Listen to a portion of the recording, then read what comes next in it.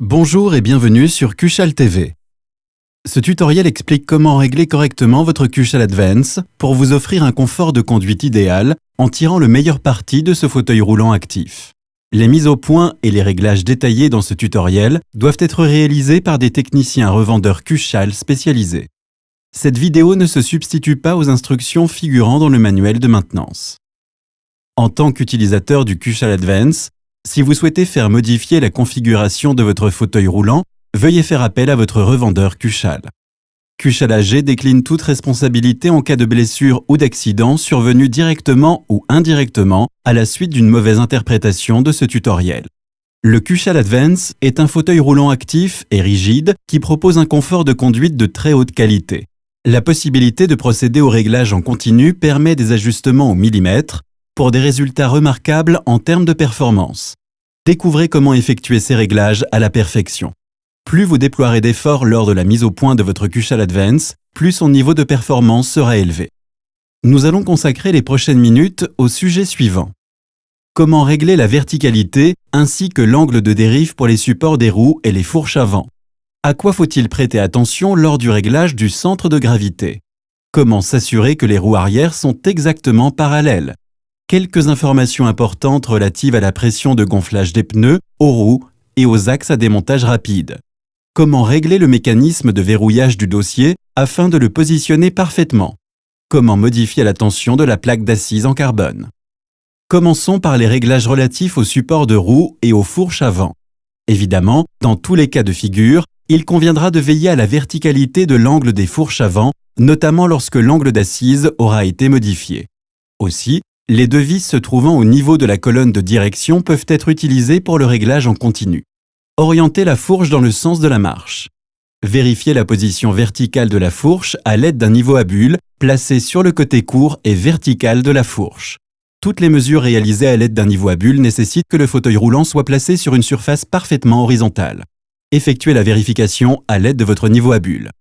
Non seulement les supports des roues avant du Kushal Advance sont réglables en hauteur, mais ils peuvent aussi tourner autour de l'axe du tube du châssis. Cette caractéristique inédite vous permet de régler l'angle de dérive des roues avant, permettant ainsi une stabilité directionnelle hors pair. En cas de besoin, cet angle de dérive peut être corrigé à tout moment. L'objectif est de parvenir à positionner les fourches et les roues avant de telle sorte que celles-ci soient perpendiculaires au sol, 90 degrés, et qu'elles ne dérivent ni d'un côté ni de l'autre. Vous parviendrez à régler parfaitement les supports en faisant d'abord reposer le fauteuil roulant sur son dossier, de manière à placer le châssis avant en position horizontale. Les supports disposent d'une surface extérieure plane entre les têtes de vis. Cette surface plane doit être parallèle au montant du châssis ainsi qu'au montant du module d'assise en carbone. En maintenant le fauteuil roulant dans cette position, munissez-vous d'un niveau à bulles et placez-le contre la surface plane extérieure des supports. Vous devez alors constater que cette surface plane est parallèle au châssis. En faisant tourner le support autour de l'axe du châssis, vous pouvez l'ajuster en fonction des indications fournies par le niveau à bulles. Le support est désormais correctement ajusté.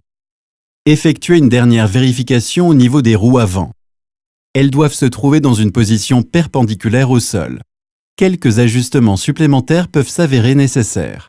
Concernant le réglage des fourches, un autre paramètre revêt une importance particulière. Il s'agit de la facilité de braquage. Si les fourches braquent très facilement, c'est un bon point pour les manœuvres à réaliser dans un espace réduit. Mais, parallèlement, une trop grande facilité de braquage peut provoquer une perte de rendement des fourches lorsque le fauteuil atteint des vitesses plus élevées. Voici comment vous allez pouvoir les tester. Des fourches trop serrées entraînent tout simplement une trop grande consommation d'énergie lorsque vous manœuvrez. Le réglage adéquat permet la démonstration suivante.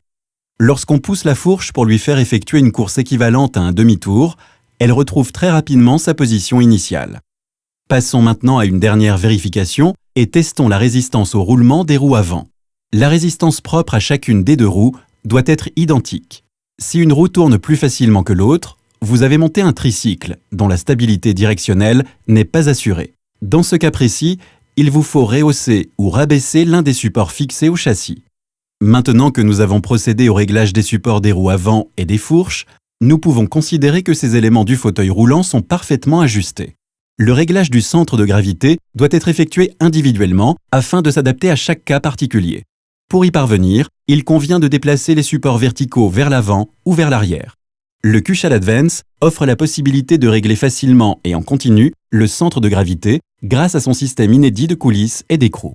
Il vous suffit de desserrer 4 vis au niveau des supports latéraux, puis de déplacer ces derniers, en vous assurant qu'ils restent bien parallèles, vers l'avant ou vers l'arrière, selon la position souhaitée.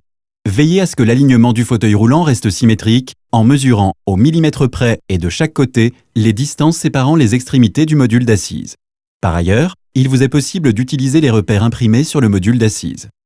Les fauteuils roulants manuels rigides, disposant de barres de carrossage, nécessitent le réglage du parallélisme au niveau des roues arrière. Ce réglage est considéré comme réglage de suivi. Il doit être effectué à chaque fois que la barre de carrossage a été déplacée ou réorientée au niveau des fixations ou lorsque l'angle d'assise a été modifié. Les roues arrière doivent être exactement parallèles afin de garantir un confort de conduite idéal. Lorsque l'axe est orienté vers l'avant, les roues se rapprochent de l'avant du fauteuil roulant. C'est ce que l'on appelle le carrossage pied en dedans. Si l'axe est trop orienté vers l'arrière, les roues s'ouvrent vers l'avant, c'est ce que l'on appelle le carrossage pied en éventail.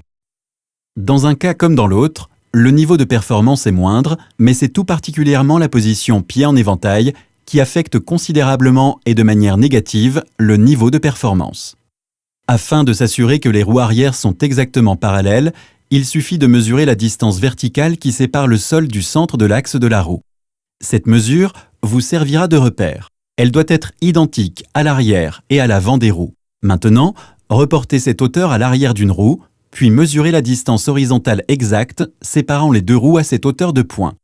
Recommencez l'opération à l'avant du fauteuil roulant. Les distances mesurées doivent être identiques.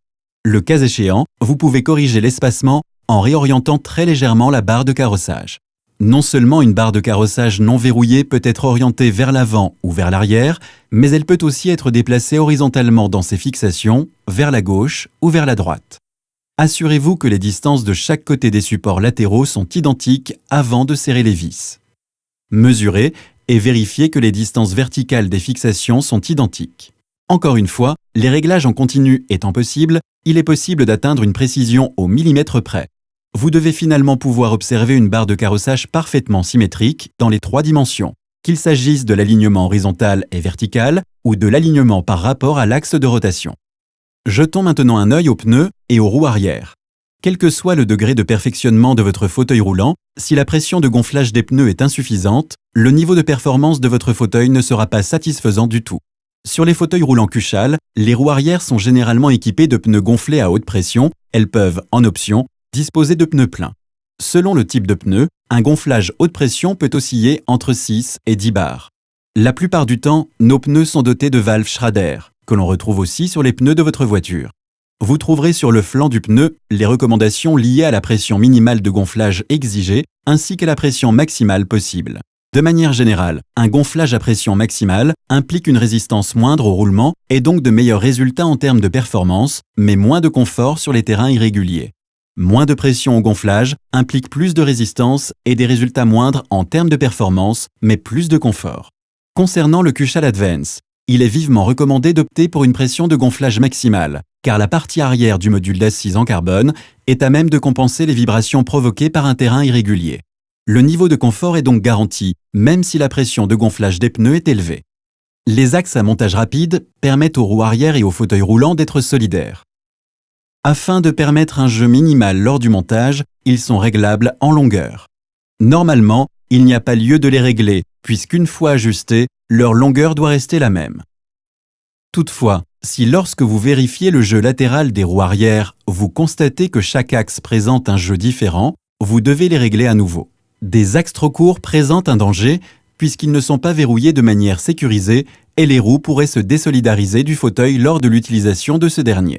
Des axes trop longs entraînent un jeu latéral trop important au niveau des roues pour des résultats moindres en termes de performance de conduite.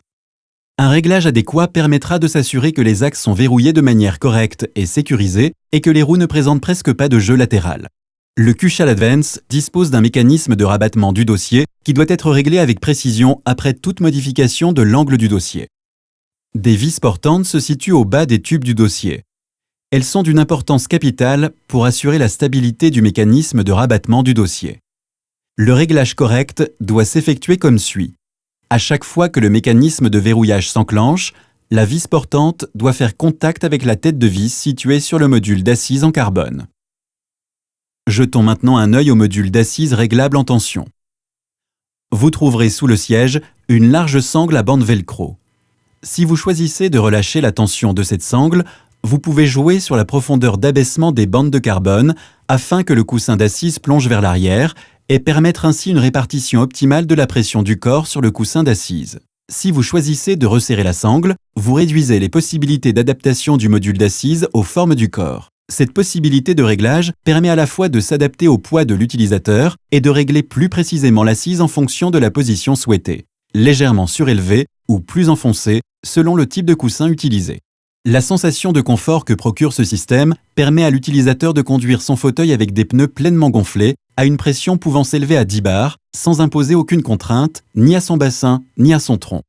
Une fois que vous avez effectué tous ces réglages, votre Cushal Advance est partant pour une virée et vous pourrez tirer pleinement profit de son fort potentiel. Il en vaut vraiment la peine, voyez-le par vous-même. Vous pouvez voir ici le hall d'entrée de l'usine Cushal en Suisse, il mesure 30 mètres de long. Observons ce dont est capable le Cushal Advance. Tout au bout de ce hall d'entrée, nous donnons d'abord une impulsion au fauteuil en nous limitant à 3 ou 4 poussées sur une distance de 5 mètres. Et regardez maintenant, le Cushal Advance parcourt les 25 mètres restants en roulant tout seul, selon une trajectoire parfaitement rectiligne et sans la moindre poussée supplémentaire. Merci d'avoir regardé ce tutoriel. Nous serons bientôt de retour pour partager de nouveaux sujets avec vous. Passez une bonne journée, votre équipe Cushal.